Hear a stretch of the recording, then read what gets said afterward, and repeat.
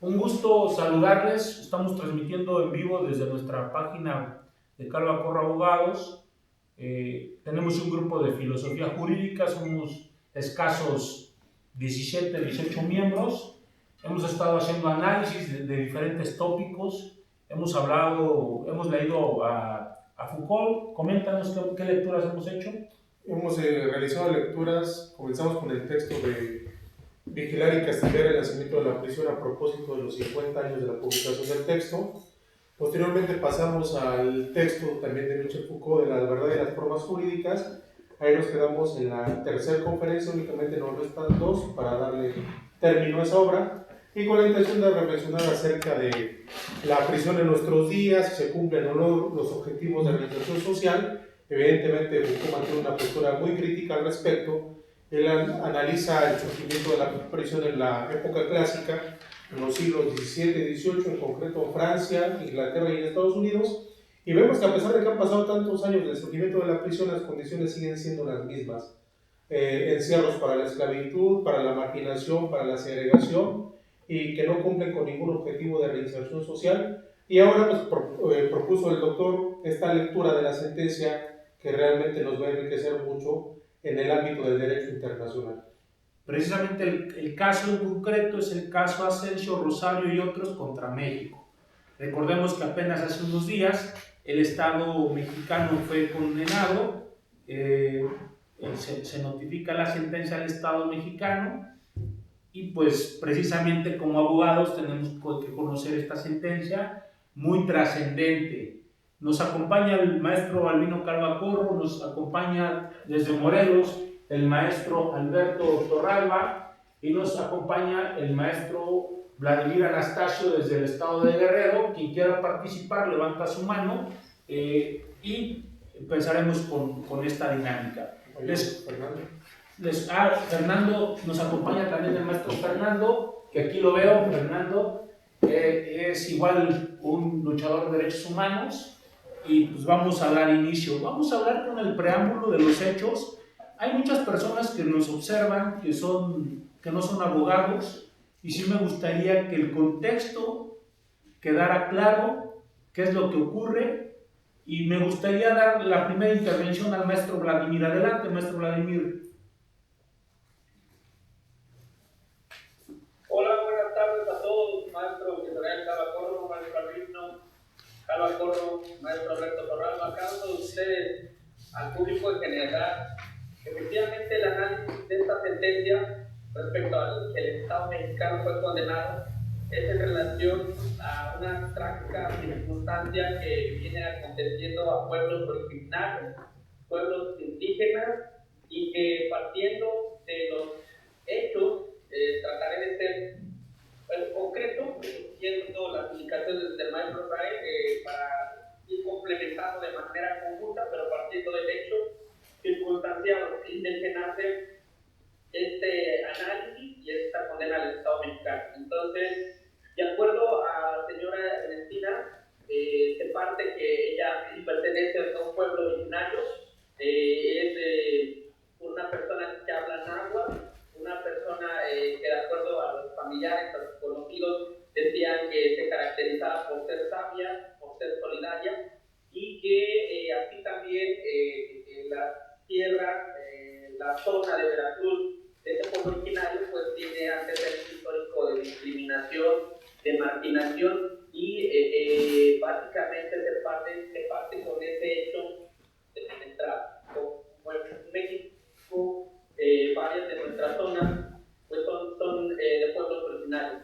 Seguidamente se parte con el segundo hecho, que hubo una designación de fuerzas militares en esta zona, y que estas mismas estaban haciendo actividades de reconocimiento, haciendo despliegues, haciendo campamentos, realizando actividades entre las 8 a las 18 horas, de tal suerte que la señora Ernestina se dedicaba al pastoreo de cabras, y que dentro de ese horario, en compañía con su hija Inés, el señor Alfredo, entre algunos otros, que posteriormente la auxiliaron, identificaron la presencia de estas fuerzas militares que que cabe destacar que en la sentencia se precisa que llegaron sin avisar a las autoridades locales.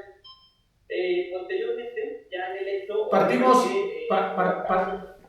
maestro Vladimir, bien, ¿sí? ahorita seguimos en esa secuencia, vamos a complementar de los compañeros que hicieron la lectura, a complementar lo que acabas de decir. Fue muy preciso lo que acabas de decir. ¿Algo que complementar, maestro Fernando? Gracias, maestro. Gracias, maestro Vladimir. Fernando, ¿me escuchas? Sí. Sí, sí lo escucho. Adelante.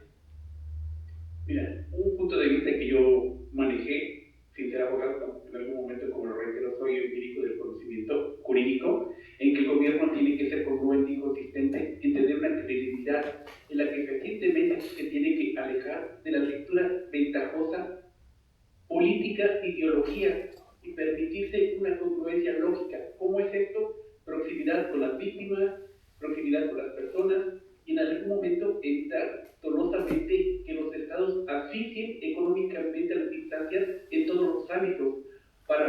¿Qué es lo que han hecho en este tipo de asfixia?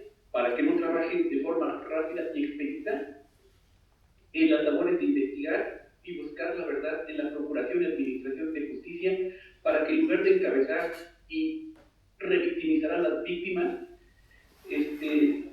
Maestro Fernando, es únicamente en el acotamiento en relación al hecho que se narra por parte de esta sentencia en relación al 24 de febrero, el 25 de febrero, del contexto que tenemos de esta persona, que quieras aunar en relación al contexto anterior al hecho, y por supuesto en un momento estaremos dando intervención de las conclusiones que me estás refiriendo. Por favor, maestro.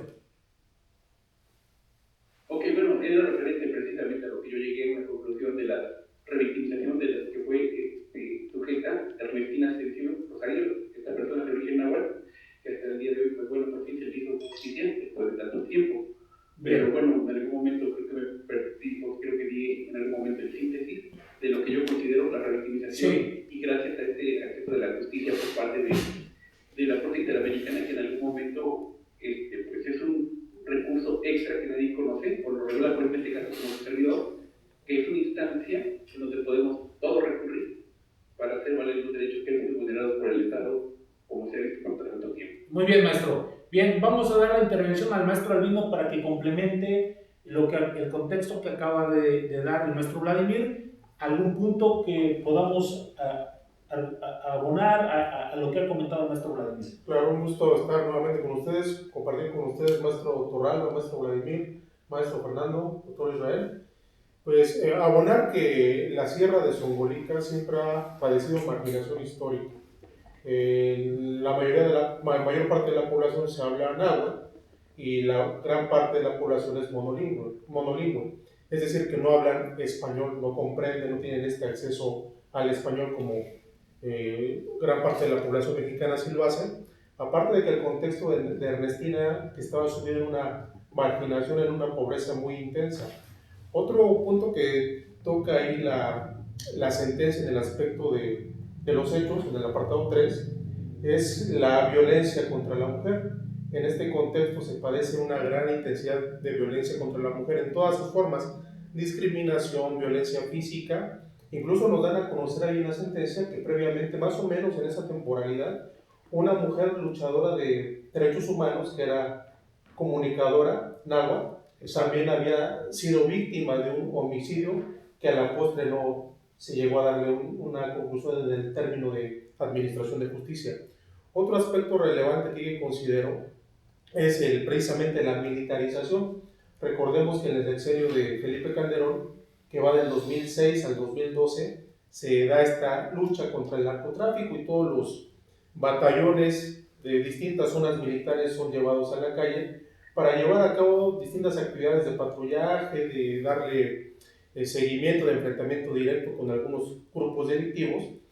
Pero también me parece importante señalar que la propia sentencia que tenemos a la vista, que estamos analizando, deja un parteaguas también de análisis que esta militarización no solo ocurrió con el sexenio de Felipe Calderón, sino cuando se crea la Guardia Nacional se sigue replicando y se sigue masificando esta militarización con la reforma del artículo 21 de la Constitución. Que fue hace un año. Exactamente. Fue en el 2024, o sea, seguimos igual que el gobierno de Felipe Calderón. En este contexto, pues esta indígena, con un contexto de pobreza extrema, de violencia, tiene 73 años, recaban información del último chequeo médico que manifestaba que gozaba de buena salud. Ya mencionó el maestro Vladimir que se dedicaba al pastoreo de cabras. Sale el día domingo 25 de febrero a hacer sus actividades de pastoreo y su hija percibe que sus cabras regresan solas a su casa, por lo cual decide ir a buscarla y la encuentra a unos 300 metros donde estaba el 63 Batallón de Infantería del Ejército. Encuentra a su madre boca abajo, con la falda levantada y con marcas en los pies que aparentemente presumía que había sido amarrada. Bien, ahorita ya vamos al hecho en concreto, cómo la encuentran, quién la encuentra y cómo se inicia la investigación. En cuanto al análisis previo, ¿algo que abonar, maestro Torralba? Creo que lo han abordado a la perfección, maestro. Creo que nada más lo único que podría resaltar aquí es el tema de que, pues sí, ya lo comentaba el maestro, que es una mujer de 33 años, ya lo abortaron, pero aquí lo que quisiera resaltar solamente no habla español y la gran mayoría de la población en esa zona, pues no habla ni un porcentaje bajo de español muy limitado, ¿no? Entonces son monobilingües, entonces en esta parte lo que podría resaltar, que creo que no alcancé a escuchar que lo mencionara. Perfecto, perfecto, muy bien, vamos muy bien. Ya tenemos una premisa. Recordemos que la señora tiene 73 años, es una persona de la tercera edad. Imagínense, una persona que se dedica al campo, que va al pastoreo, que siempre va sola con sus cabras, recibe una afectación. Y en el contexto que ustedes han establecido, todo esto ocurre el día 25 de febrero del 2007. Un día antes, es decir, el 24 de febrero, fue cuando llegan los militares a esa zona, a esa región. Llegan los militares y, como también lo comentaron, llegan, toman un predio, se establecen en ese predio y que, como vayamos desarrollando todo, se prueba que ellos estaban desde un día antes.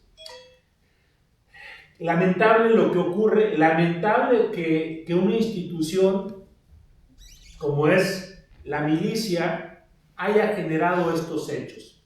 Ahora vamos al caso en concreto de la información, de lo que ocurre, quién da la información, cómo se percatan de que la señora sufrió una afectación a su persona física, a su cuerpo.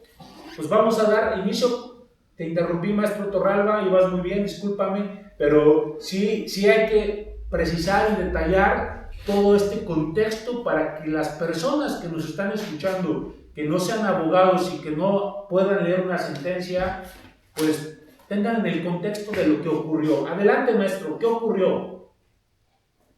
Pues bueno, acontece como ya mencionaba, ¿no? Que prácticamente el mismo año 2007, en febrero, llega su hija, se percata que sus animalitos salían a pastorear, pues en la tarde regresaban solos, ¿no? Entonces eso le llama la atención a ella, al grado de que pues bueno, tienen que salir a buscarlo, ¿no? Entonces ya mencionaron incluso cómo la encuentra, y pues bueno, una de las primeras palabras que menciona en este caso su madre o su mamá es que quería agua, ¿no? Entonces van y le buscan, le dan su vaso de agua. Entonces ya es como que cuando ella manifiesta o empieza a manifestar qué es lo que sucedió, ¿no? Porque dice que lo encontraron prácticamente a unos 300 metros de donde estaba el campo militar, ¿no? Lo cual también es pues es de observarse o ser notorio para nosotros, porque era la distancia, ¿no? De 300 metros, la posición en la que se encontraba, y como ya lo mencionaron, ¿no? El tema de que pues, se entendía o se lograba observar que pues, había sido amarrada de los pies, ¿no?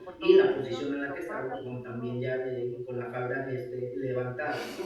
Entonces, en este caso, pues bueno, ¿qué es lo que ocurre? Que van a buscar ayuda, ¿no? Y ahí es donde empieza, desde mi perspectiva, pues bueno, el suplicio, ¿no? O una de las etapas más agonizantes y más desgastantes para ellos como familia. Porque ¿qué es lo que ocurre? Cuando llegan a eso van a pedir ayuda y posteriormente ¿qué es lo que hacen? Pues bueno, van a buscar al hospital, en este caso general lo encuentran cerrado porque es domingo, posteriormente van a buscar a una enfermera particular y les recomienda que se vayan a otro hospital y pues bueno, empiezan a llegar al transcurso de que transcurren 10 horas porque desde la enfermera particular les dice que vayan al hospital más cercano que está a 2 horas, pues bueno, llegan al hospital, ya transcurrieron prácticamente 10 horas en toda esta búsqueda de auxilio o de socorro y obviamente cuando llegan al hospital ahí, ¿qué es lo que les mencionan? Pues bueno, que ella tenía pues bueno, tenía desgarres vaginales, desgarres anales, por lo cual se entendía o se infería que había sido víctima de violación, ¿no? Y incluso, pues bueno, le mencionan que le van a tener que hacer una intervención médica, la cual ya no se puede, ya no la pueden realizar, ¿por qué? Porque muere, pues prácticamente antes de que le puedan realizar la intervención médica, ¿no? Porque se estaba desangrando prácticamente. Entonces, esa es la situación que ocurrió. Posteriormente, obviamente, le dan parte a la fiscalía, ¿no? El hospital y se abre una carpeta de investigación respecto de este delito de violación. Muy bien, maestro Torralba. Perfecto. Vamos a agregar algunos elementos que por ahí hayan percibido como abogados. Maestro Vladimir, adelante. ¿Qué puedes aportar de tu lectura que podamos complementar a lo manifestado por el maestro Vladimir? Sí, bueno, hasta aquí en este momento, donde comienza efectivamente la agonía para la familia al encontrar el cuerpo de la señora Ernestina por parte de los familiares y miembros de la comunidad, y ya un poquito más quizás al contraste jurídico es cuando se limita el Estado desde sus instituciones, como es un centro de salud, como es la atención hospitalaria, comienza el Estado a violar este derecho por la limitación, la negativa al acceso a la salud, al acceso a brindar una atención médica respecto a una persona, miembro del territorio mexicano y del cual el Estado pues, no está en condiciones jurídicas, en condiciones físicas para poder proporcionar la atención. Aquí puntualizo y seguidamente a la pauta que vayan dando para entrar en el otro punto. Perfecto, maestro. Muy bien, algo que me gustaría incluso mencionar al pie de la letra es la declaración que rinde la hija de nombre Marta Inés Asensio del 26 de febrero del 2007 ante la Comisión Nacional de Derechos Humanos. Ella en ese trayecto que ya ha manifestado el maestro Torralba, el maestro Vladimir, buscando la atención médica que fue muy larga y ni siquiera se pudo encontrar, ¿no? Porque no llegó a recibir la cirugía que requería y por lo tanto murió. En ese trayecto la propia señora Ernestina le manifiesta a todos los presentes que los militares, que los soldados la habían amarrado y ellos que llevaban clavos en el pecho, se los pusieron encima, le taparon la boca y la violaron. Es una declaración que rinde su hija ante la Comisión Nacional de Derechos Humanos. Me parece un elemento ahí muy importante. Y otro elemento que va en relación a esta declaración es cuando ya están en el interior del hospital, que es el hospital, a la unidad médica rural del programa Oportunidades del IMSS. Acuden ahí y por ser domingo se encontraba cerrado. Vamos viendo ese calvario que están manifestando, la llevan de un lugar a otro, optan por llevarla a un hospital particular y les hace la recomendación que mejor la lleven a un hospital que se llama Clínica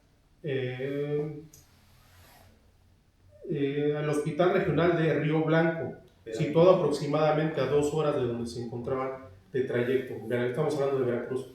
Y ahí ya en el hospital les dice precisamente que requiere de esta cirugía porque tiene como diagnóstico rectorragia, que es pues una hemorragia en la zona del recto a causa de las lesiones que le habían provocado por esta violación, tanto anal como vaginal. Les dan a conocer que requiere, sin embargo no llega a esta cirugía porque la señora muere a las 6:30 horas del día 26 de febrero. Entonces, ya tenemos este primer informe médico de cuál era el diagnóstico, cómo entró al hospital, qué cirugía se le tenía que hacer. Me parece un punto fundamental porque después van a ir cambiando las versiones. Exactamente, las versiones las van a ir modificando. Han dado en el punto clave de lo que retoma la Corte Interamericana y considera fundamental para emitir su sentencia, que más adelante lo vamos a ir hablando. Yo creo que si entendemos el contexto de cómo vive la señora, su región, entendemos que esto pasa en la vida común. Es decir, si nosotros nos enfermamos en algún lugar donde no hay servicio médico, siendo domingo, como el día de hoy, pues no nos van a atender, ¿verdad? Si vamos a las comunidades alejadas de la ciudad, pues no hay atención, únicamente los hospitales grandes que están ubicados en las grandes urbes, en las grandes ciudades. Es un punto muy importante porque vemos en esta etapa del recorrido que hace la señora todavía con vida, con sus hijos, cómo la trasladan, pues vemos cómo existe la violación al derecho humano a la salud. No le brindan atención médica, no hay un lugar adecuado de acuerdo a donde ella se encontraba para brindarle atención médica. Cuando la llevan precisamente a Río Blanco, Veracruz, y como comentaban, ha quedado bien preciso que cuando a ella la ven, la narrativa fue que los militares la habían violado.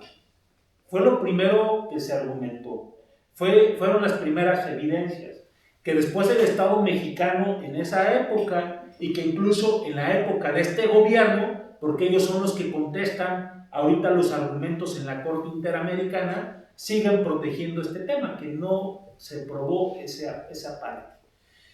Partiendo de ello, el día 26 la señora muere a las 6 horas, ya no hubo una intervención directa. Recordemos que son monolingües, solo hablan una lengua, y que el hospital en ese momento no contaba con personal de traductores. Es decir, no hubo una intervención de personas que tradujeran a los médicos lo que le había pasado a la señora. La información directa que se tiene es de los hijos y de un nieto, de lo que había ocurrido, que tuvo la conversación en el primer momento en que la encuentran lesionada, la trasladan al hospital hasta llegar 10 horas después a Río Blanco, Veracruz. Ya quedó todo este contexto, la vida diaria y a los comentarios del maestro García Rodríguez, cuando él va a la Corte Interamericana, lo ha dicho: lo que yo viví es lo que se vive a diario. Mi asunto no es único, sino es la normalidad en el país. Y pareciera que esto que le ocurrió a la señora Asensio también es la vida ordinaria en el país. Y esto nos va a servir mucho, compañeros, para hacerlo valer en los tribunales, porque esta sentencia tiene un gran alcance y que ahorita vamos a llegar a esa conclusión. Bien, pues vamos a dar inicio, como lo dijo el maestro Torralba. Se inició una carpeta de investigación, si no mal recuerdo es la 120, 2007, o 240, 140, ¿no? 120, no recuerdo ahorita. Se inicia la carpeta de investigación, se inicia el procedimiento a la par, en forma paralela, de la intervención de la Comisión de Derechos Humanos. Y pues vamos a entrar por la investigación y el siguiente punto sería la intervención paralela de derechos humanos. ¿Qué se obtiene? Pues vamos a iniciar, maestro Torralba. ¿Qué me puedes comentar acerca de la investigación del Ministerio Público? ¿Qué actos de investigación se generaron? ¿Y qué resuelve? Vamos a desarrollar la carpeta de investigación. Que pareciera que esta investigación en la Administración de Justicia fue muy rápida, ¿no? Rápido se archivó. Vamos, maestro. Sí, efectivamente creo que es para que, bueno, a mí me llamó mucho la atención de este tema, porque como bien refirió, se abre una carpeta de investigación bajo el número 140 diagonal 2007, pero obviamente aquí hablamos de que se inicia esta carpeta de investigación por el hecho, ¿sí?, de violación. ¿Sí? Entonces, inicia y se abre la carpeta, ¿por qué? Porque lo que arrojaba el dictamen médico, porque fue en colaboración también con ellos, donde dice hay violación, ¿no? Entonces, posteriormente aquí mencionaban, ¿sí? Aquí lo que mencionaban es que se examinó a la víctima, en este caso la señora Ernestina, aún con vida, y que concluyeron que sí presentaban lesiones vía vaginal y desgarros en la vía anal, ¿no? Entonces ahí hay que empezar a quedarnos con este tema, porque esto es lo que llama la atención. Los primeros actos de investigación me dicen si hay violación vía vaginal, si hay violación vía anal, y pues bueno, empiezan a hacer más actos de investigación, surgen hematomas en la espalda, en brazos, parte interna de las piernas.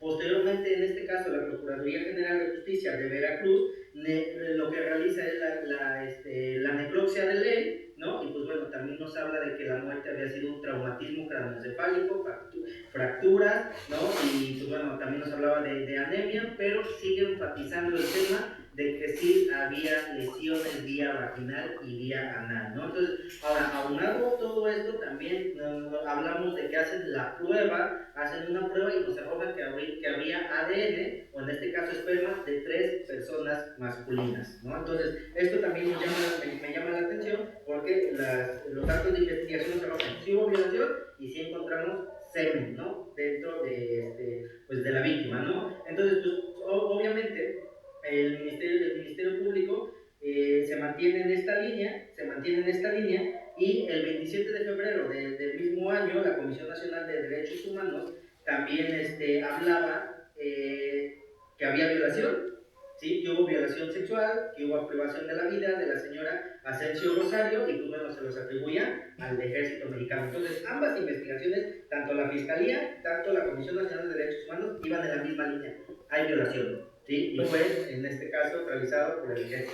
Perfecto, bien. Maestro Vladimir, algo que complementemos a lo manifestado por el maestro Torralba. Considero aquí que quedó súper concreto, súper preciso respecto a las diligencias. Cabe destacar igual aquí nada más a manera de reflexión que aquella autoridad ministerial, dentro de sus facultades, como la fe practicada respecto a estas indagatorias que precisó el maestro Torralba, tenían desde una perspectiva la fuerza suficiente para continuar con las indagatorias. Entonces, evidentemente, ya en la resolución posteriormente que se comente, contando con estos elementos suficientes, idóneos o pertinentes que acaba de precisar el maestro Torralba, eran los idóneos para que la línea de investigación siguiera, y evidentemente pues fue una negativa. Muy bien, maestro Albino. Nada más, sí, es muy importante lo que ha mencionado. Y fíjate que en un inicio también la propia Sedena había emitido unos boletines. Hizo un pronunciamiento Sedena, sí, la Comisión de Derechos Humanos, sí, y todo arrojaba a que así había ocurrido. Emitió los días 6, 7 y 8 de marzo del 2007 los boletines 19, 20 y 21, donde manifestaba lo siguiente: que Ernestina había sido violada y que se encontró líquido seminal en su cuerpo. Además informó que se estaban realizando diligencias investigativas para esclarecer los hechos. Entonces, para esclarecerlos, iba a tomar muestras a todas las personas que se habían encontrado, los 79 elementos de la tropa que estaban ahí, y posteriormente, en un plazo de 15 a 20 días, iban a ser remitidos a la Ciudad de México para que fueran analizados. Y con la intención también de realizar 4 entrevistas a 4 oficiales que estaban cerca de los hechos. Reconoce que fue violada, que hay semen, y que le va a practicar las tomas de muestra en cuestión de ADN para ver si hay responsabilidad de sus elementos. Y en cuanto a los militares, recordemos que cuando hacen un análisis de su ropa interior, como su pantalón, encuentran sangre en unos elementos, y ellos son los que posiblemente que tuvieron intervención con este hecho delictivo, y finalmente envían la información, dicen que no se recolectó la información y no arroja nada. Precisamente hubo un análisis por parte de Fiscalía donde arroja P30, el P30 arroja que sí hay residuos. Y otro punto concreto, muy importante, lo que acaban de decir, en un primer momento, Comisión de Derechos Humanos y los militares generaron una postura de que sí existió. Incluso la comisión empezó a generar actos de investigación, llevaron a unos especialistas al lugar a investigar y concluye que sí hay una violación a la señora Ernestina y que hay una responsabilidad por parte de los militares. Pero, ¿qué es lo que cambió el contexto? ¿Qué pasó? Pues interviene Felipe Calderón, genera una postura y dice, pues no, la señora murió por anemia, había desnutrición, por la desnutrición que tenía, por la gastritis, hubo un problema, hay una úlcera y murió porque se desangró, ¿no? Por la gastritis. Y entonces, todo lo que se había investigado, incluso por parte de los peritos de fiscalía que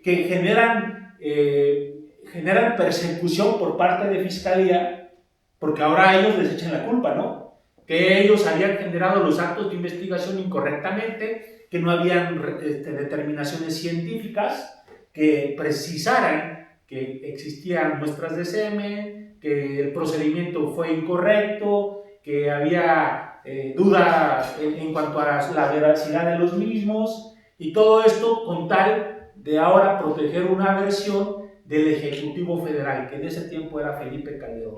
Yo creo que este señor tiene una responsabilidad por la postura que tuvo como persona en representación del Ejecutivo, porque ahorita ustedes van a concluir con toda la información que me están dando cómo no se investigó correctamente. Bien, ahora tenemos la postura de Felipe Calderón, que dice que la señora murió por causas naturales a sus condiciones de vida, es decir, era una persona que tenía anemia, que tenía gastritis y que por eso murió. ¿Qué pasa con Fiscalía y qué pasa con la Comisión de Derechos Humanos, maestro Vladimir?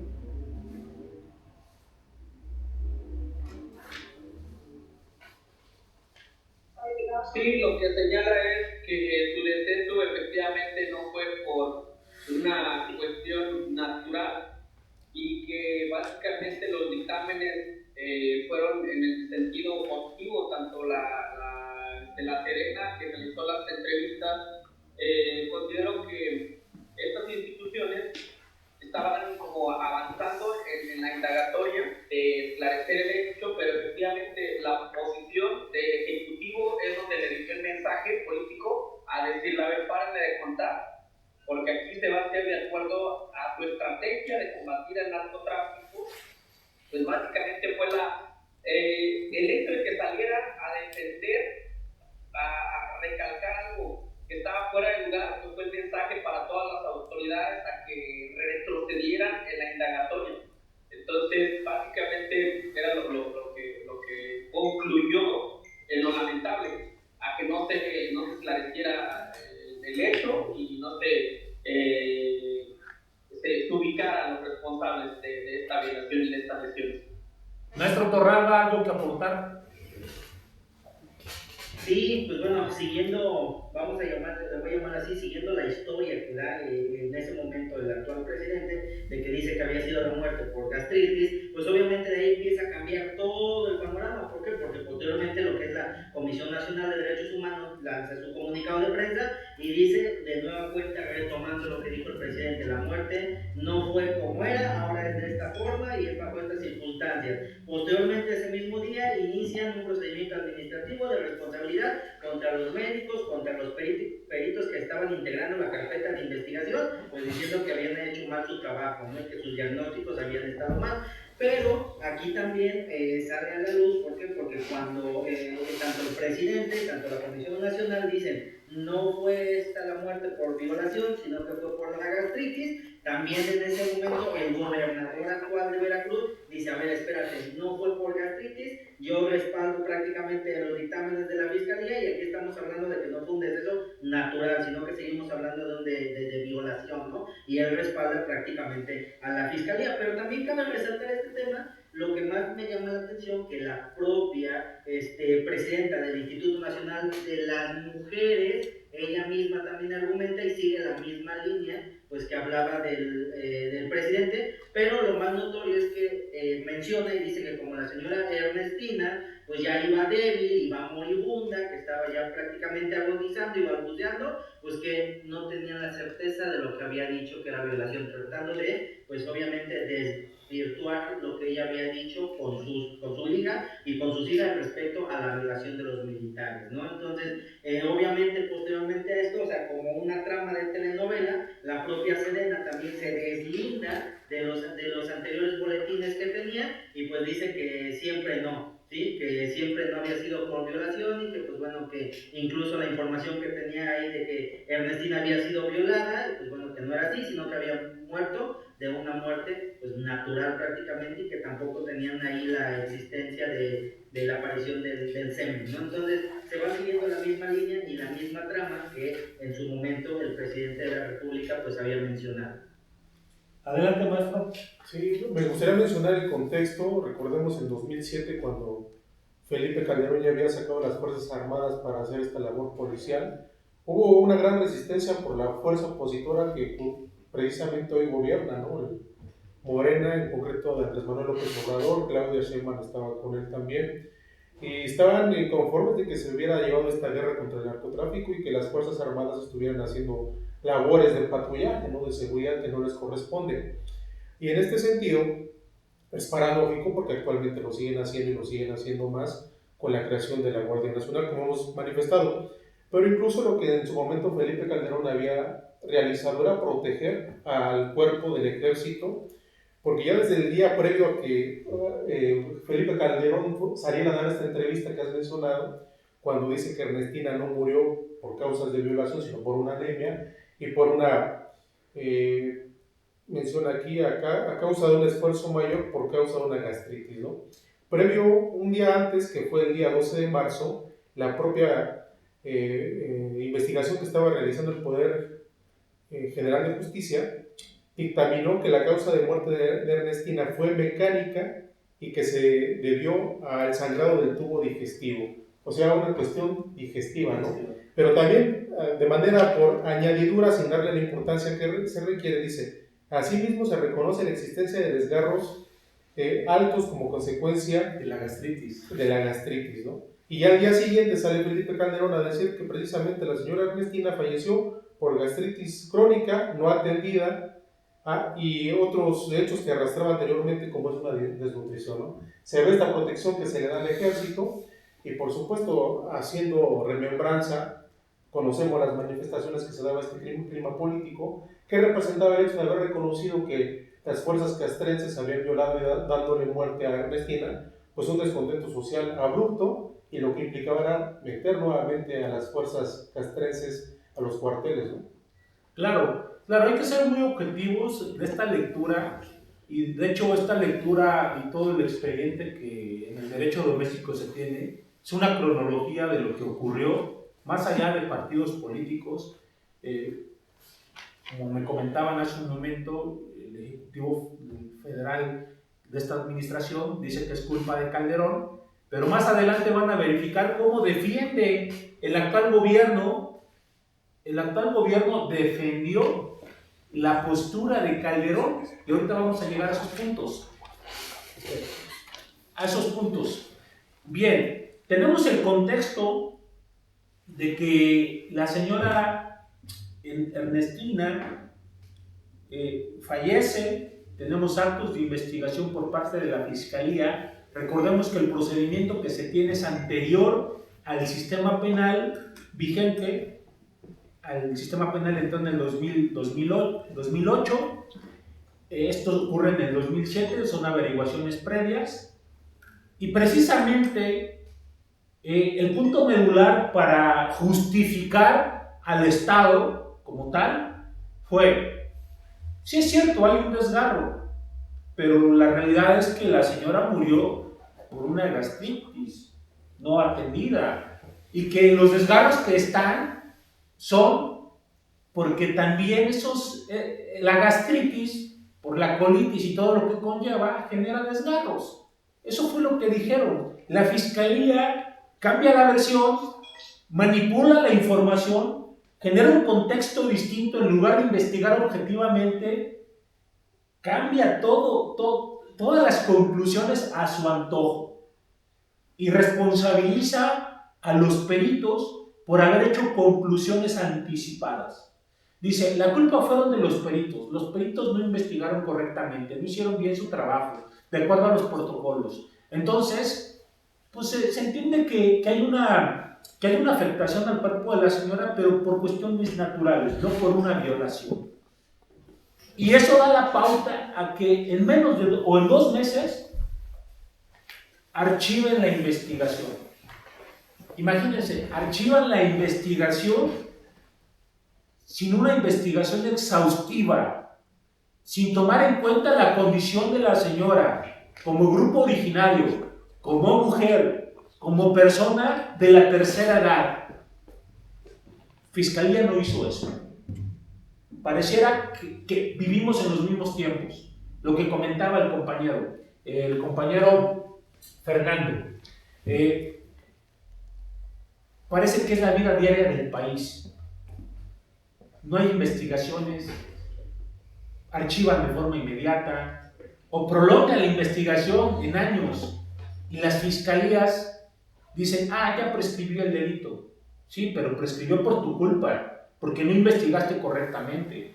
Acá, lo correcto que debió de haber hecho la fiscalía en todo momento, debió de haber vertido esa información y acreditado científicamente, no lo contrario, porque la fiscalía está para investigar los delitos en este momento y anteriormente, en el sistema anterior. Ellos eran los encargados o siguen siendo los encargados de investigar y no suponer o establecer hipótesis no corroboradas, porque en los argumentos que plantean para el archivo definitivo de la investigación fue, no se demuestra que haya sido por parte de una violación por el ejército y que todo esto se presume fue por problemas de salud. Imagínense el grado de conclusión que generó en ese momento la fiscalía y que no me sorprende porque, como lo dijo García Rodríguez, es la vida diaria. Nosotros lo vemos como abogados en la vida diaria y viceversa, ¿no? Cuando el Estado quiere encerrar a alguien, también se encarga de resolver en menos de 2 meses una investigación y judicializar y encerrar a la persona que quiere tenerla en la cárcel. No fueron negligentes en la administración de justicia. No hubo absolutamente nada. En este aspecto tenemos el andar de los familiares de la señora Asensio, sus hijos, sus hermanos, y da la pauta a que se le niegue el acceso a la justicia a esta señora que fallece. En este punto, como lo han abordado compañeros, algo que quieras agregar, Fernando, a los puntos concretos que hemos referido y cómo hemos manejado cronológicamente en el punto que nos encontramos. Y efectivamente, hay una práctica que creo que no se va a terminar, ya que actualmente tanto la Fiscalía, así como los delitos se encuentran coludidos aunados a las asesorías del Estado, que se encuentran coludidos con los asesores jurídicos, que en algún momento revictimizaron a la víctima, Ernestina Asensio Rosario. En algún momento, el primer obstáculo que pudo haber tenido, que fue imposibilitante, fue algo que lo pudo haber asfixiado por el hecho de la impotencia de no poder comunicar, de no haber ido traductorio. Y después, no conforme con eso, sus familiares no pudieron darse a entender. ¿Qué es lo que pasó? Que este fue un causal para que precisamente tanto el hospital como la fiscalía tuvieran como pretexto para no poder integrar realmente una carpeta. Es el primer obstáculo de los tantos que pudo haber hecho no haber tenido un traductor que le pudo haber dado un acceso fehaciente a la justicia. Bien. Es lo que yo puedo decir. Perfecto, Fernando. Tenemos que ya archivaron la carpeta de investigación por los argumentos que acabamos de decir. Si leen, ahí pueden ver minuciosamente los datos, pero acá hay un tema bien interesante, la notificación del archivo. La notificación del archivo se los hacen a sus familiares cuando no hubo traductores, no hubo absolutamente nada, no se garantizó.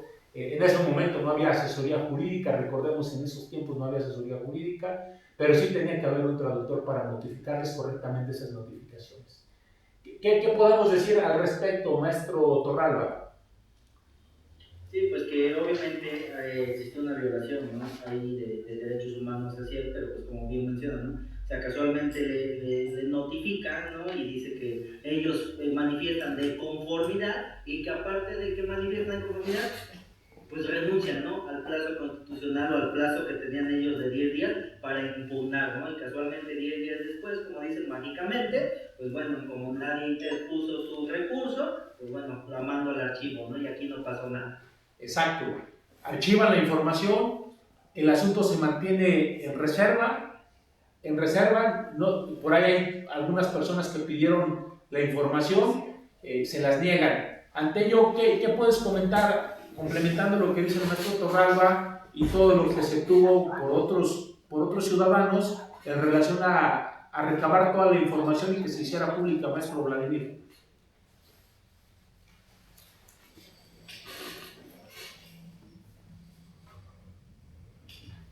Sí, destacadamente estos elementos que consideró el Ministerio Público fue para evitar el ejercicio de la acción penal. Aquí destacar que lamentablemente son cuestiones que ocurren día a día, a manera de reflexión, desde que llega una víctima con su defensor, con su asesor jurídico, básicamente reciben una barrera y comienza todo un martirio, una revictimización respecto a que comienzan las indagatorias. Ahora, dejándolo en el contexto que acaban de precisar, este conjunto de elementos fue la línea directa del entonces presidente, el titular del Ejecutivo. Entonces fue como torcieron cada uno de los elementos porque básicamente se dijo no se acreditan los elementos normativos, los elementos corpóreos o objetivos respecto al cuerpo del delito.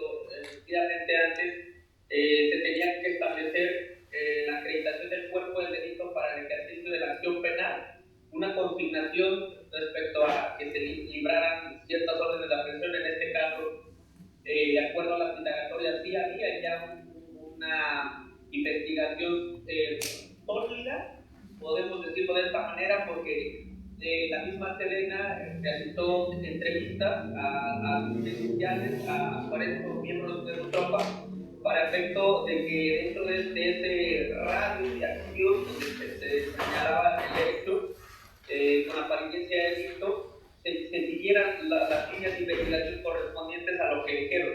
Si hubo una proteína que solamente se encuentra en el semen, si hubo lesiones indicatorias de violación, si hubo indagatorias de la Comisión Nacional de Derechos Humanos, si hubo una línea destacadamente que apuntaba a esclarecer el hecho. Y en función o paralelamente a lo que precisaron, pues se concluye que cuando les dan la línea, pues todo esto se viene abajo y toda la información respecto a lo que dicen, pues se empieza a negar respecto a eso que se acaba de decir. Claro, el discurso que maneja el gobierno es un discurso fuera de todo razonamiento lógico, solo sesgan la información, es un discurso fuera de todo razonamiento objetivo bajo la lógica. No hay ningún argumento sólido. Pareciera que la fiscalía representaba ya a los militares, representaba ocultar toda esta investigación.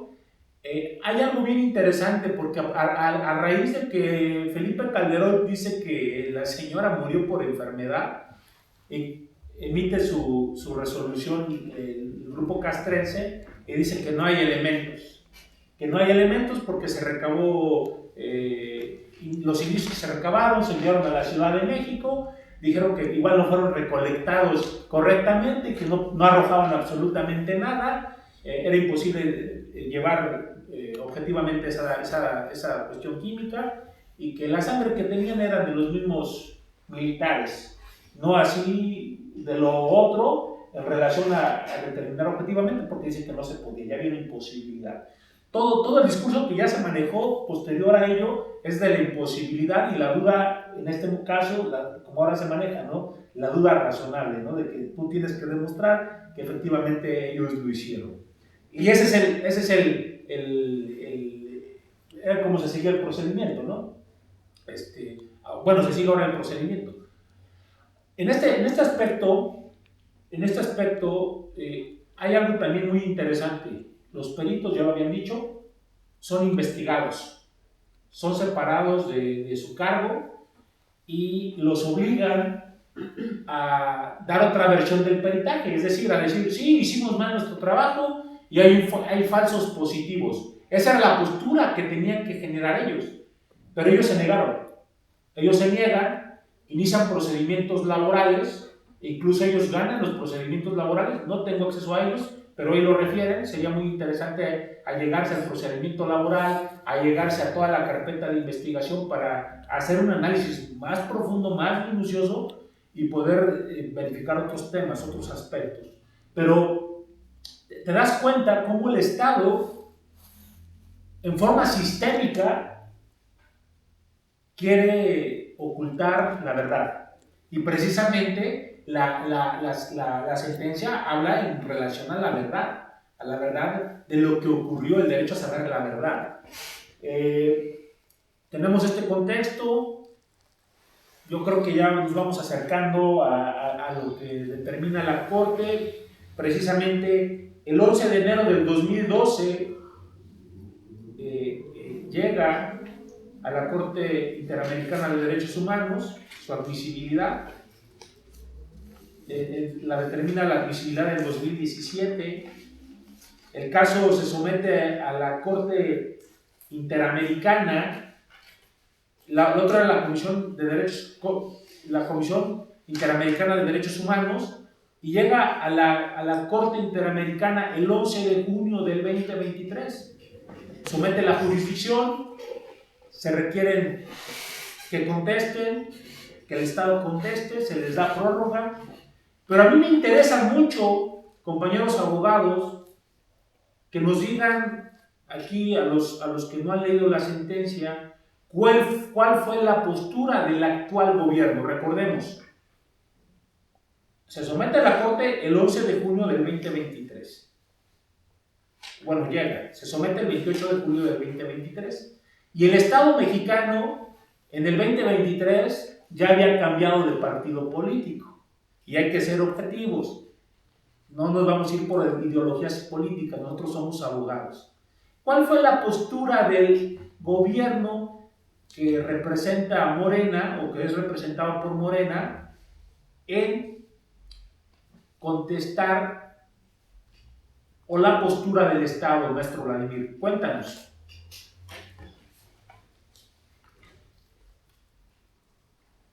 Sí, fue defender la postura de aquel entonces ejecutivo, esto derivado a que dentro de la contestación que hace el Estado niega rotundamente la existencia de que, o el vínculo de que las fuerzas militares o miembros del ejército hayan cometido esta violación, hayan ocasionado estas lesiones y en consecuencia la supresión de la vida de Restina. Así también defienden la parte que los peritajes en su momento resultaban deficientes, que eran carentes de una metodología, de una cientificidad.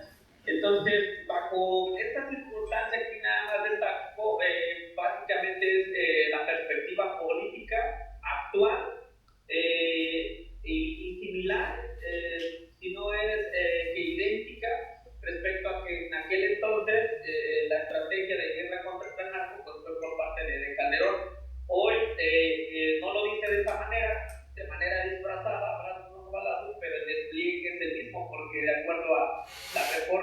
constitucionales del 21, destacadamente pues se le conceden ciertas facultades de investigación que eran propias a la gente del Ministerio Público y que bajo su mando y conducción se desplegaban las fuerzas preventivas del delito. Entonces, considero que aquí en manera de constitución es hasta de mayor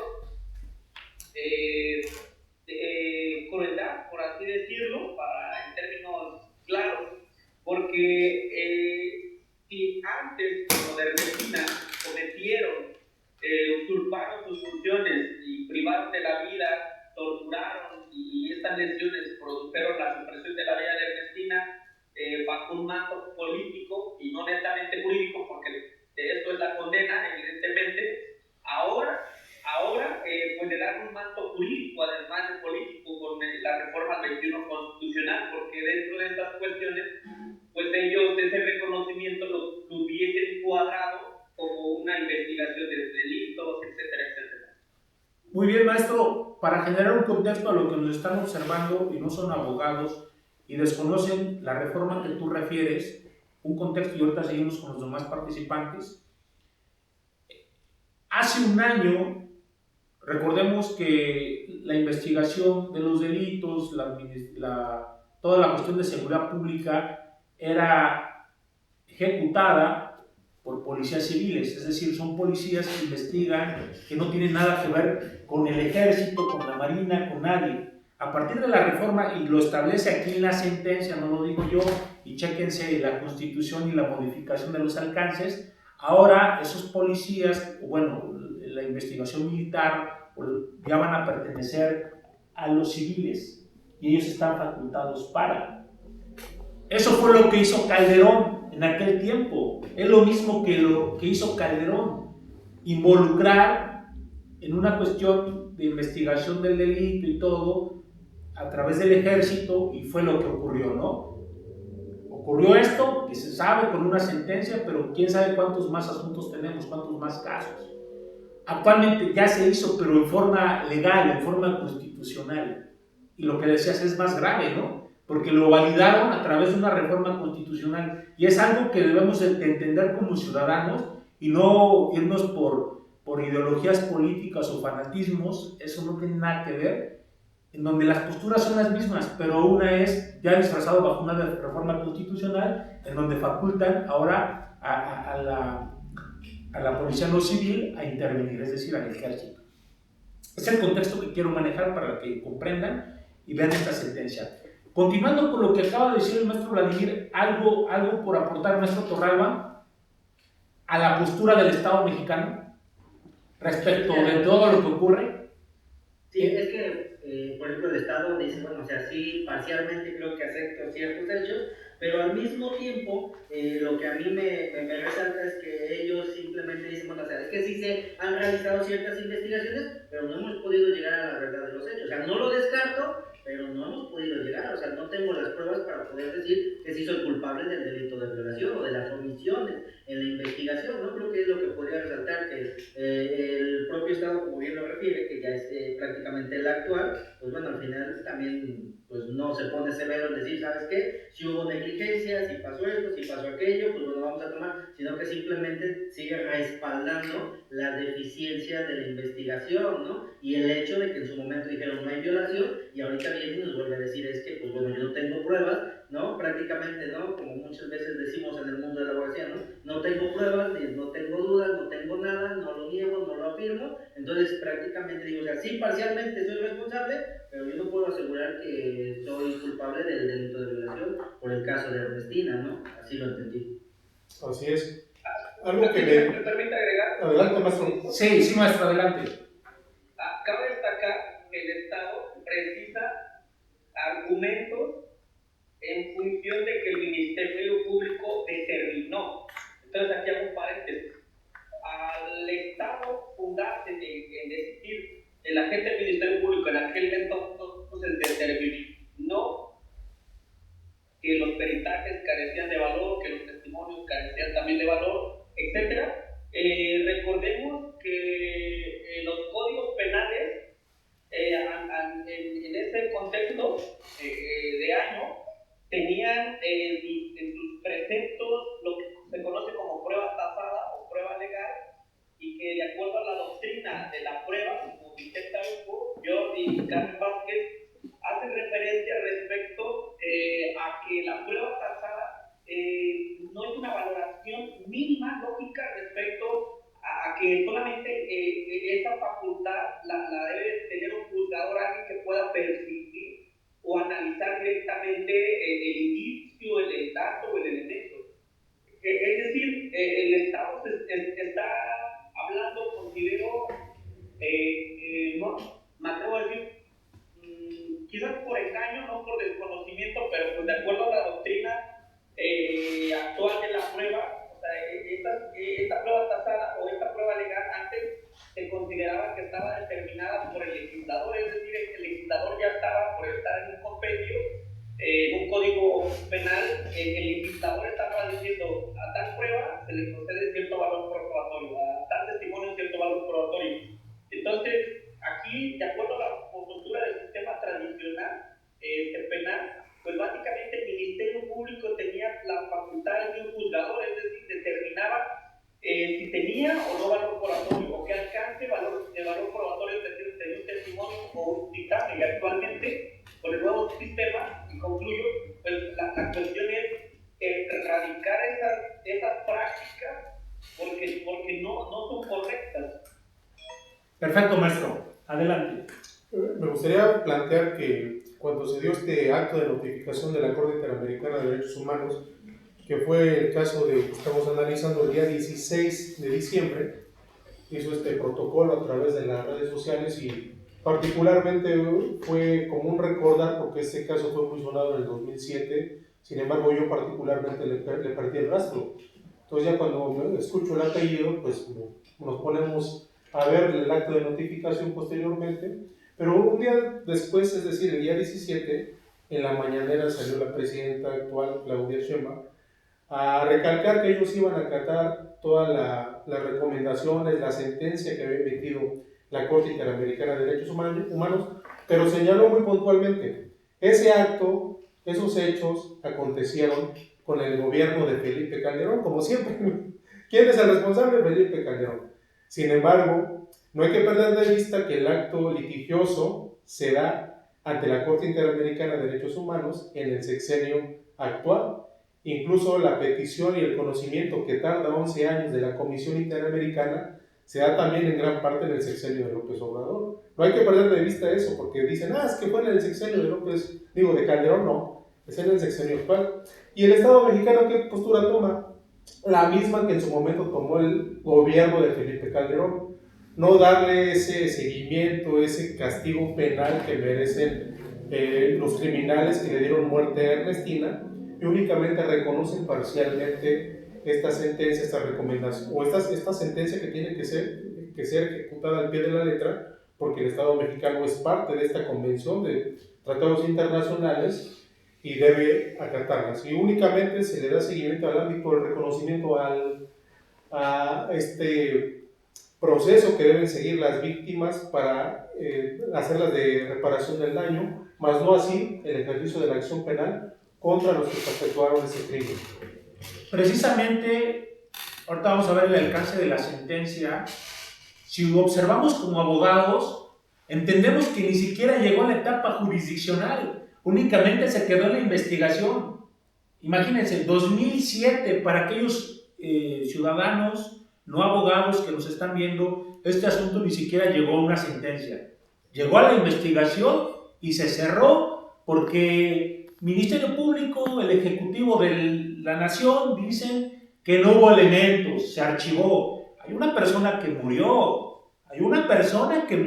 debemos tomar en consideración que los homicidios no generan prescripción y no debieron de haber archivado. Es el primer argumento lógico que se debe de tener por parte del Estado mexicano y haber garantizado el derecho al acceso a la justicia, porque no debieron de haber archivado esa averiguación previa. Partiendo de ello, como lo decía el maestro Vladimir, es un delito de violación y los criterios que se tienen en delitos de violación son que se hacen en lo particular, no hay testigos Y estos criterios se tienen desde el antiguo sistema, no es del nuevo sistema, es desde el antiguo sistema. Y la narrativa que se generó por parte de los familiares de la señora Asensio es que ella les dijo que los militares la habían violado, la habían vulnerado. Y mágicamente el Ministerio Público, con el argumento de que tenía un problema de gastritis, concluye que así es y generan esa verdad jurídica, una verdad histórica, una verdad jurídica, negándole el acceso a la investigación, archivando la averiguación previa. Entonces, entendemos que el Estado mexicano es negligente en la investigación. Y quiero que quede muy claro en este aspecto, como bien lo precisan ustedes, el llegar a la Corte Interamericana es con la nueva administración, es decir, con el gobierno de Morena. Y digo, no se vale que el Ejecutivo salga a hablar a los ciudadanos y diga es culpa de Calderón, cuando aquí en la sentencia el Estado mexicano dijo que no había pruebas. La misma postura de Calderón, que no había pruebas científicas que los militares hayan participado, que eran temas circunstanciales, que no existía un indicio, un elemento objetivo para decir que ellos estaban involucrados.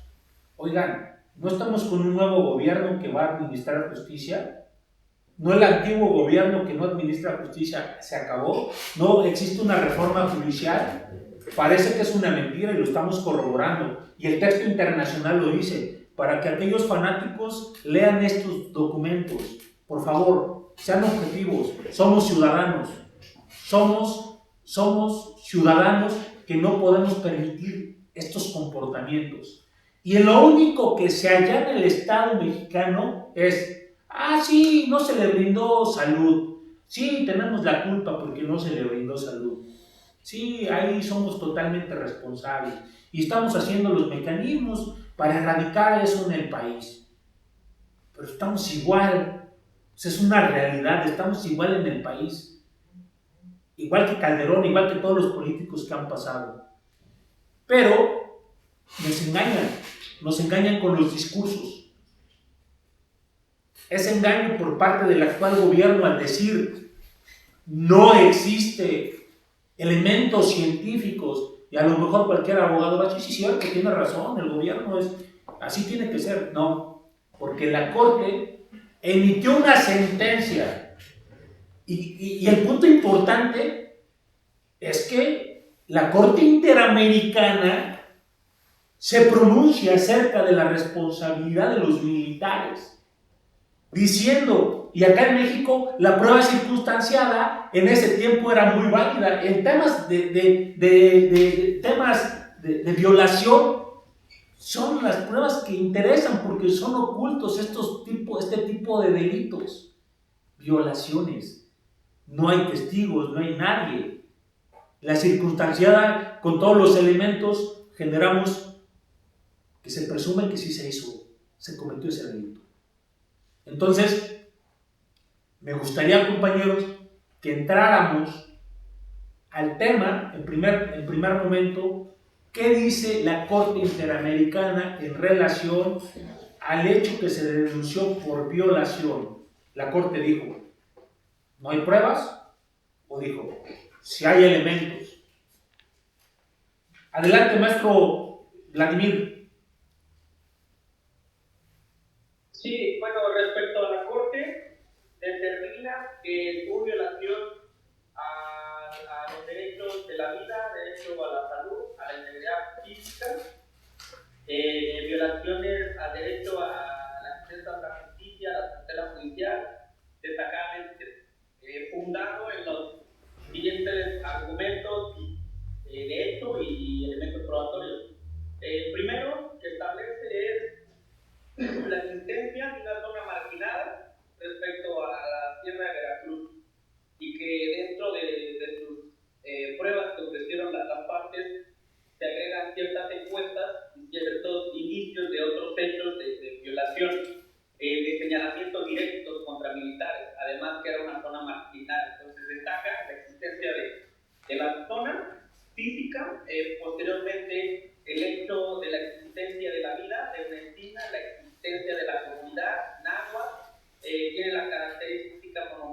monobilingüe, cierta dificultad para poder desarrollarse en un contexto urbanizado, y seguidamente la presencia militar. Y están los registros de que estaban realizando reconocimiento, actos de autoridad desplegados. Entraron, como lo decía el maestro Carlos Corro, de entrada un preventivo sin autorización, sin dar parte a las autoridades locales, y seguidamente se encontraba Ernestina por sus familiares, por amigos de la comunidad, la auxilian, y más o menos dentro de los dictámenes se encuentran indicios que apuntan a lo que en las declaraciones ante la fe ministerial y que llega a la corte, que fue violada y fue lesionada, y más aún que este tipo de delitos son de ocultamiento sin testigos directos. Entonces lo establece bajo ese hecho, y respecto al material probatorio por el cual concluye que el Estado es responsable penalmente de estos delitos de violación y de lesiones que producen la supresión de la existencia de vida de Ernestina, básicamente se establece que la existencia de este cuerpo militar establecido en este lugar, lo que depone el familiar, la hija y los miembros de la comunidad ante la sede ministerial, los peritajes que realizan respecto a las regiones anal y vaginal que son indicatorios de violación, la necrocirugía, que precisa que efectivamente estas lesiones y estos rasgos genéticos pertenecían a tres tipos de personas diferentes, de tal manera que de forma indiciaria y de acuerdo a lo que dijo la privada de la vida Ernestina, que se transmitió ante la sede ministerial en un conjunto indiciario de eso que se acaba de precisar, pues la Corte determina que sí hubo violación, que sí hubo lesiones y que estos privaron de la vida a Ernestina, y la violación a los derechos humanos por parte del Estado es netamente evidente por lo aquí precisado. Muy bien, maestro, excelente conclusión. Verificamos que existe una violación sistémica de derechos humanos, no solo es un derecho, es una violación sistémica de derechos humanos que ya fueron precisados: el derecho a la vida, a las garantías judiciales, a la honra, a la dignidad, a la igualdad, a la no discriminación, a la protección judicial, a la integridad personal, a la salud, el derecho a saber la verdad histórica. Son muchos derechos que se materializan en esta resolución. Y acabo de dar los argumentos que sustentan esa sentencia, y quiero que los demás compañeros que están participando, si quieren abonar un poquito en relación a cómo se tiene probada esta responsabilidad del Estado, y precisamente ahorita vamos a los efectos de la sentencia, ¿no? Adelante, maestro Torralba. Pues creo que el maestro Vladimir abonó a la perfección. En la gran mayoría solamente creo que podría abonar en el tema de que efectivamente, ¿no? Creo que, como bien lo mencionan, el Estado, pues bueno, ya está sentenciado, ya estamos sentenciados no solamente por la violación a un solo delito, no a un solo derecho humano, ¿sí? Sino que en este caso, pues ya lo mencionaron, o sea, están implícitos múltiples violación de derechos humanos que van de la mano, y que obviamente para mí ahorita es de resaltar la situación de que cómo nos va a afectar esta sentencia, ¿no? Porque pues ya lo dijeron, hay violación de derechos a la vida, a la integridad personal, a la vida privada, a la salud, a las garantías judiciales, protección judicial, principios de igualdad, no discriminación. O sea, hemos sido condenados, por el Estado mexicano ya fue condenado por toda esta cantidad de delitos. Creo que por el único que no fue condenado, si no mal recuerdo, fue por el de acceso a la información, fue por el único que no fue condenado el Estado mexicano, ¿no? Si no mal recuerdo en la sentencia. Pero pues bueno, también a mí este tema me surge o me deja la duda, porque si bien es cierto que en uno de los resolutivos nos dice que sí estamos condenados, o que sí el Estado mexicano ha sido condenado, ¿por qué? Por el acceso de que se nos negó la verdad, y posteriormente dice no está siendo condenado por el acceso a la información, cuando van los dos de la mano, ¿no? Entonces creo que aquí hay que ser un sobrepeso, porque mi derecho a la verdad, pues bueno, también implica mi acceso a la información pública, ¿no? Y ahorita con este cambio que vino o que llegó de la extinción del INAI, y que en este caso en Veracruz que es del IBAI, pues bueno, y que ahora todo este acceso a la información y este derecho a la verdad también le va a competir directamente al Estado, pues bueno, a mí me surge esta duda, ¿no? ¿Cómo vamos a cargar mi derecho a la verdad y mi acceso a la información pública? Porque vamos a recaer en lo mismo. Si ahorita el Estado me dice, yo no reconozco, o yo sigo diciendo que no hay una violación como tal, pero también en este caso, ahora yo he sido condenado con derecho a la verdad, pero yo soy el único que va a poder proporcionar toda la información, porque soy el único que tiene, en este caso, el acceso a la información pública, y voy a ser el único que te va a decir si te la doy o no te la doy, o qué tanto te doy, ¿no? Entonces creo que a mí esto me surge o me deja una inquietud muy fuerte, porque este tema creo que nos va a seguir afectando a muchos, ¿no? Por el tema de mi derecho a la verdad y mi derecho de acceso a la información. Adelante, maestro. Me parece que el caso de Ernestina ejemplifica muy bien el principio de derechos humanos, que es de interdependencia. Es decir, los derechos humanos no se encuentran divididos, por ahí está el derecho humano a la salud, aquí está el derecho humano a la administración de justicia, sino que se encuentran en correlación. El caso de Ernestina es muy marcado porque al ser una mujer indígena, monolingüe, de habla náhuatl, en condiciones severas de marginación, de violencia extrema en su comunidad, arrasada en un contexto de donde los militares fueron puestos en la calle y cometieron muchas atrocidades, pues ejemplifica muy bien. Algo muy importante es que la Corte se pronuncia y dictamina, sentencia, que si el Estado tuvo la responsabilidad por el caso de violación, por el delito de violación, y por lo tanto eso le ocasionó la muerte a Ernestina. Y por los militares, hecho por los militares. Esto tiene una consecuencia grande, porque es increíble que a 18 años de que acontecieron los hechos ahí en Zongolica, Veracruz, el Estado mexicano diga que no tienen los elementos y las pruebas determinantes para concluir que fueron los militares quienes violaron y le ocasionaron la muerte a Ernestina. La Corte ha dicho que sí, y ahora tiene unas consecuencias del Estado mexicano. ¿Qué va a acontecer posteriormente a ello? Muy bien, muy bien. Maestro Fernando, por favor, queremos ahora sí, ilústrenos usted con la vida diaria que usted verifica y la cuestión comparativa con este asunto que sentencia la Corte Interamericana. Bueno, gracias por el uso de la voz. Para empezar, por fin llevo una Corte Interamericana a conocer algo que siempre ha sido una práctica común en el Estado de Derecho mexicano, el efecto corruptor.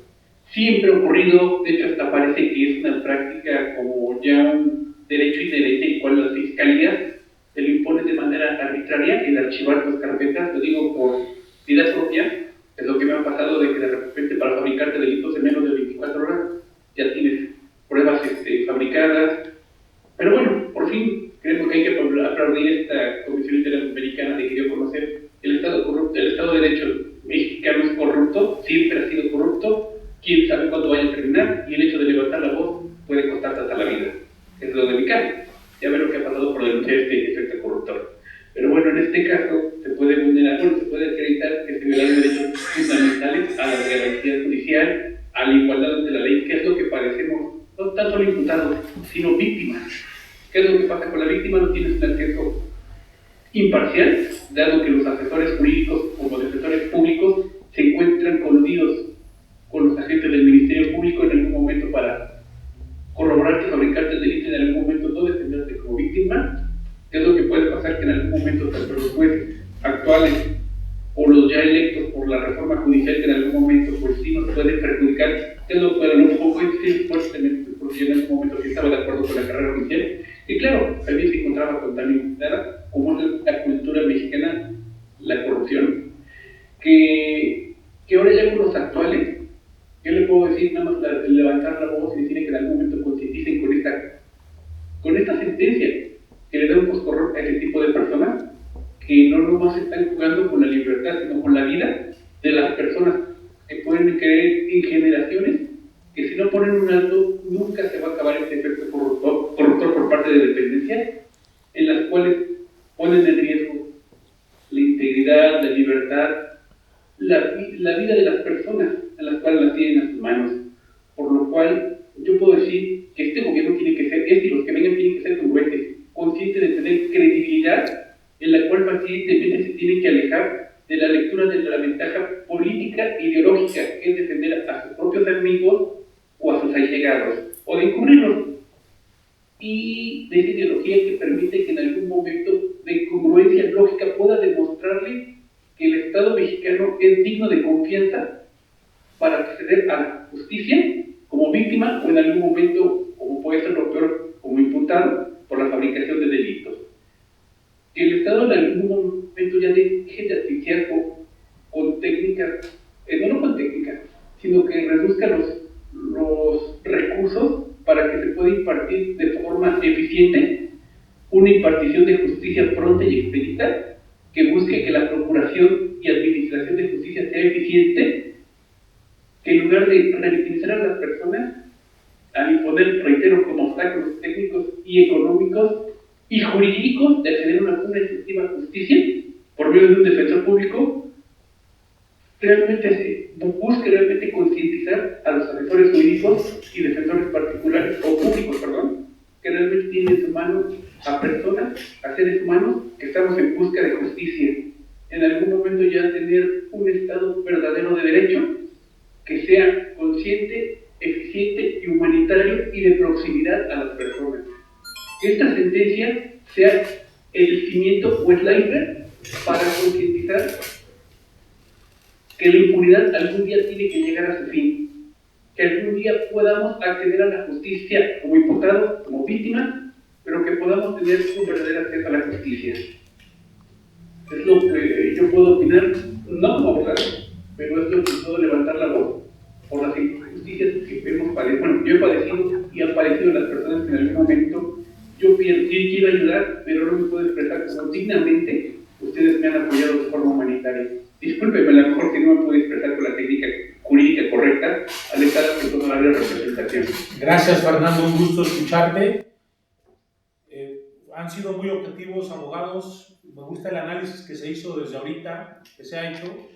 Y concluyendo este apartado, ahorita vamos con los efectos de la sentencia y concluimos el análisis. Quiero decir lo siguiente. Compañeros abogados, esta sentencia es muy importante porque, como lo acaban de decir, se vulneraron derechos en forma sistémica. Y ahora en los tribunales, alegando esos derechos, podemos hacer referencia a esta sentencia. Es decir, la atención inmediata en salud, la administración de justicia pronta. Esta sentencia nos da la apertura para invocarla en los tribunales. La no discriminación por parte de las autoridades, por parte de las personas de la tercera edad, que son vulneradas por ser adultos mayores. Es interesante este alcance, el derecho a la protección judicial, a la honra, a la dignidad, a las garantías judiciales, a la vida. Estos argumentos que se dan en esta sentencia son herramientas para los abogados, para toda aquella persona que desee se le administre justicia. Invocar esta sentencia nos da herramientas. Lamentablemente tuvo que pasar esto tan grave, la muerte de la señora Asensio, en un lugar alejado, teniendo una vida tranquila porque era una persona que se dedicaba al pastoreo, a su vida, a su entorno, a tratar de sobrevivir en este país, a tratar de generar ingresos para su familia, porque quedó corroborado que esa zona, y más en el país como estamos viviendo, es una realidad. Y ojalá en alguna sentencia condenen al Estado mexicano para que cumpla los objetivos de garantizar alimento, garantizar vivienda, garantizar proyectos económicos en favor de nuestros ciudadanos, y no nada más nos estén quitando el dinero que generamos, porque es lo que hace el Estado mexicano. Este es el parteaguas que podemos generar en diferentes derechos. Por eso me interesó hablar de esta sentencia y vamos a hablar de muchas sentencias que se están generando, vamos a debatirlas. Es la esencia de que nosotros como abogados conozcamos los alcances de estas resoluciones y hacerlas valer con nuestros representados. Esa es la idea. Partiendo de ello, compañeros, me gustaría que fuéramos a la última etapa, que es a qué fue condenado el Estado mexicano. Y para ello damos la intervención del maestro Torralba. Adelante.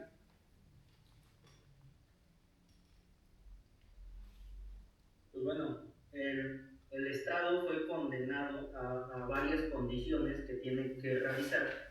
Para empezar, por ejemplo, entre ellas, pues bueno, habla de que está obligado, ahora está obligado a iniciar una investigación, pero se le ordena que tiene que ser de manera diligente, efectiva y dentro de un plazo razonable, aunado a que se le ordena que esta investigación la tiene que realizar desde una perspectiva interseccional y de género, pero también se le ordena que tiene que realizar una investigación independiente, ¿sí? O sea, esta parte, ¿no? Ya no van a ser los mismos, ahora va a ser independiente, siguiendo esta línea de la perspectiva de género, perspectiva interseccional, ¿sí? Y pues les ordena que tiene que ser una autoridad distinta y técnicamente idónea, ¿no? Esto respecto a la obligación de investigar que tiene el Estado, aunado tomándose en cuenta que tienen el derecho, o que tenemos el derecho de la verdad, por lo cual se les solicita una completa objetividad y lo más apegado a la verdad histórica posible, ¿no? Es lo que se le está refiriendo en este tema o en este tópico de la obligación de investigar. También se han sido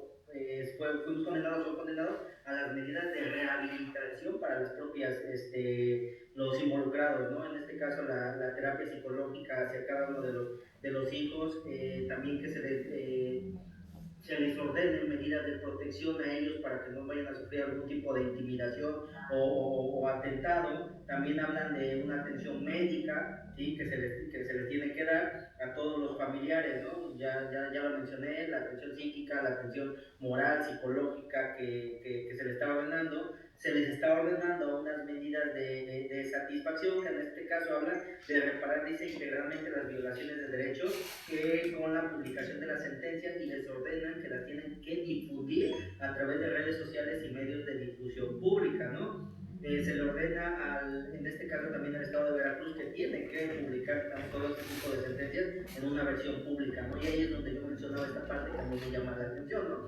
¿Por qué? Porque el propio Estado, en este caso el IBAI ya está extinto, cuando ordena la extinción del INAI, obviamente el IBAI sigue la misma, pues la misma consecuencia, que en este caso era el que se encarga pues de aportar toda esa información pública, ¿no? Entonces ahora le toca al propio Estado, porque le generan un departamento y ellos están obligados ahora a hacer esta publicación de la sentencia pública en su totalidad, ¿no? O sea, solamente cuidar ciertos, a lo mejor, aspectos muy básicos.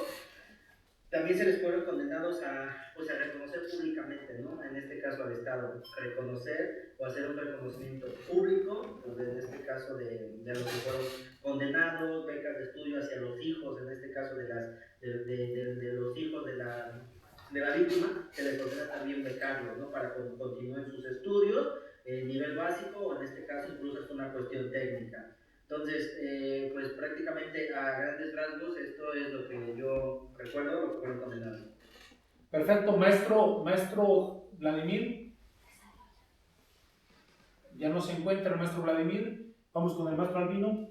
Bueno, de lo más destacado pues es lo que siempre había negado el Estado mexicano, que no era responsable por la violación que se le había cometido, más bien que los militares no tenían pruebas, elementos suficientes para determinar que habían sido los militares en el caso de la violación, pero aquí la Corte Interamericana da esta sentencia y dispone, que me parece de lo más relevante, el Estado conducirá una investigación penal exhaustiva y será en un plazo razonable sobre la violación sexual, tortura y muerte de la señora Ernestina.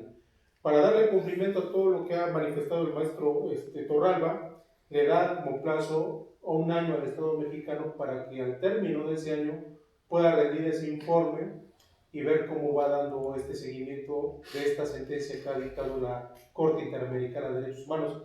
Algo que mencionaba el compañero Fernando me parece muy importante resaltarlo, la justicia pronta y expedita. Han pasado 18 años de la muerte de Ernestina en Xochimilco, Veracruz, por esta violación que se suscitó. Se dan distintos procedimientos, has mencionado muy puntualmente que no hubo una investigación seria, se archivó la carpeta que se había iniciado. Incluso nos pasó mencionar ahí que cuando estaba en este lapso de 10 días para poder combatir la familia ese archivo, los enviaron a la Basílica de la Virgen de Guadalupe por invitación del gobernador del entonces de Veracruz, y ahí tardaron más de 10 días en regresar y por lo tanto ya no pudieron impugnar. De manera incluso mañosa, ¿no? Sí, que claro. en este contubernio de los gobiernos ejecutivos, tanto a nivel federal como local. Bueno, y por tanto, se da este reconocimiento de que la señora Ernestina fue víctima de esa violación y el Estado tiene que hacer todo lo necesario para dar con los responsables y castigarlos penalmente. Es un hecho histórico porque todo el mundo, o por lo menos los titulares del Ejecutivo, niegan tantos delitos que se cometen por las Fuerzas Armadas.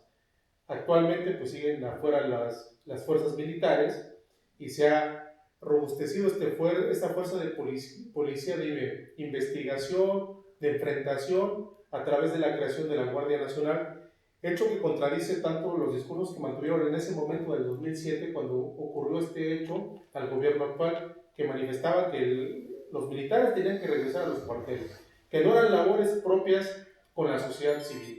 Y paradójicamente este gobierno de Morena, tanto del sexenio anterior como en el actual, robustecen esa vigilancia extrema con la población civil creando la Guardia Nacional. Ahora, también el hecho, cuando llega a la Corte, previamente hace una revisión, la comisión se fija esta comisión de derechos humanos en el ámbito internacional, pero tarda 11 años para que sea remitida a la Corte Interamericana. Y ya lo había observado, ¿no? Tardaste muchos años, 11 años, para que yo tuviera el conocimiento, aportar las pruebas necesarias y dar este veredicto final que es la sentencia. En ese sentido, pues, a nivel internacional también estamos fallando, ¿no? 18 años y 11 años a partir de que la Corte tiene conocimiento, tarda en emitir su sentencia. Es un caminar muy largo y yo creo que han generado un aspecto muy preciso en que el Estado mexicano es condenado. De las primeras sentencias que se empezaron a dar en el Estado mexicano, que ya conocemos, Rosendo Radilla, cuando las leíamos decíamos, es que fuimos condenados. Recordemos, abogados, que nosotros no somos el Estado. Recordemos que estas sentencias son en favor de nuestros derechos. El Estado mexicano fue condenado. El Estado a través de sus políticos. Y lo normalizamos. Pero cuando ya hay una sentencia, debemos de entender como abogados que no es normal. Que debemos agotar, acudir, defender, irnos a los organismos internacionales para defender los derechos. Es un camino muy largo, no imposible. Admiro a estos abogados que han ido a estos organismos, a los familiares que han persistido hasta llegar. Se lo he dicho a García Rodríguez, al maestro García Rodríguez, mi gran admiración que le tengo por haber tenido esa sentencia que él tiene en relación a la prisión preventiva oficiosa, al arraigo y ahora este tema. Yo creo que, compañeros, hay que evitar fanatismos. Los invito, la sentencia es algo larga, lean lo que contesta el Estado mexicano, e incluso en su contestación, en cuanto hace al trámite del asunto, ellos argumentaban que no se había agotado todo el derecho doméstico, que no procedía, pareciera que ellos eran los defensores de los militares. Pareciera que ellos eran los abogados de los militares para que este delito quedara impune. Una gran sentencia, grandes principios y elementos que tenemos como herramienta todos los ciudadanos para hacer valer esta sentencia. Y yo creo que de aquí en adelante se irán los tribunales donde se afecten estos derechos, esta sentencia. Y precisamente se me olvidó decirles que un tema también trascendente fue la tortura. Y la tortura a través de la violación que se generó por parte de los militares. Generar tortura. Es una gran sentencia y que espero, compañeros abogados que nos están observando, ciudadanos, sean objetivos, verifiquen esta sentencia. Como ciudadanos, y yo creo que como obligación de los ciudadanos debe ser corroborar todo lo que las autoridades dicen. Es un principio que debemos regir para poder entender el comportamiento de los gobernantes, no quedarnos con lo que ellos nos digan, corroborar la información. Y una de las formas de corroborar es leer las sentencias de la Corte Interamericana, leer las leyes, leer las reformas, verificar los alcances de las reformas y verificar si realmente nos están representando. Pues por mi parte sería todo. Gran análisis, compañeros, gran análisis Torralba, gran análisis Vladimir, gran análisis Albino. Cortamos, saludos. Somos Calva Corro Abogados.